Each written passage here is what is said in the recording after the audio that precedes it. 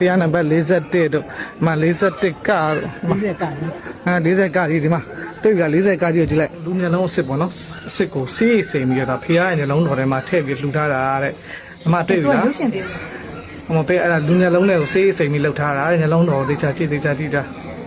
Only now, and we all I'm developing nearly some Chile, so she my piano back, laser car, so she can't too tired. Yes, you know, Pia Yapino. အခုမြင်တွေ့နေရတဲ့ဗီဒီယိုလေးကအရန်ကိုစိတ်ဝင်စားဖို့ကောင်းတယ်လို့ထူးခြားတဲ့ဗီဒီယိုလေးဖြစ်ပါတယ်ဆိုတော့ညီမတို့အတူတူကြည့်ရအောင် Lumia Lone, Pia shares or big.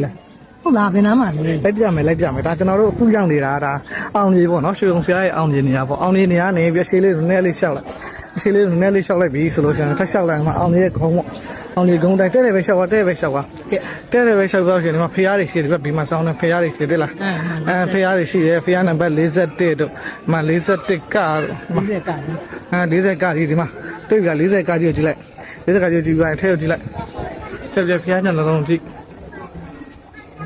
ဟုတ်နော်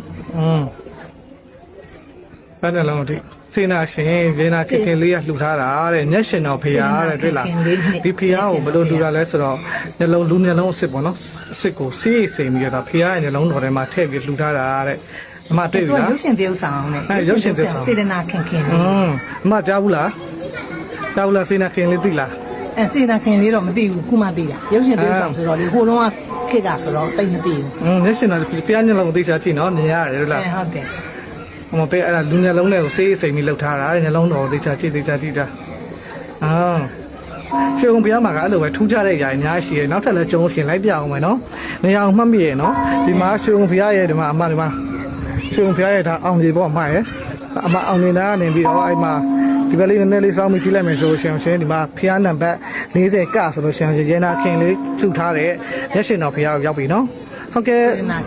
ဆောင်းလိုက်ပါရှုပ်ပေးတော့ထူးပဲကျေးဇူးတင်ပါတယ်ရှိခင်လေးစားရပါတော့ပြည်သက်ကြီးယခုခါမှဆိုလို့ရှိရင်နော်ရှိတပုံဖျားမှရှိရဲ့ mission တော်ဖျားကိုအလုံးဖူးမြော်လို့ရအောင်ကင်းလေးမြောက်ပြီးလိုက်ထားပဲဖြစ်ပါတယ်အရှိတပုံဖျားမှာ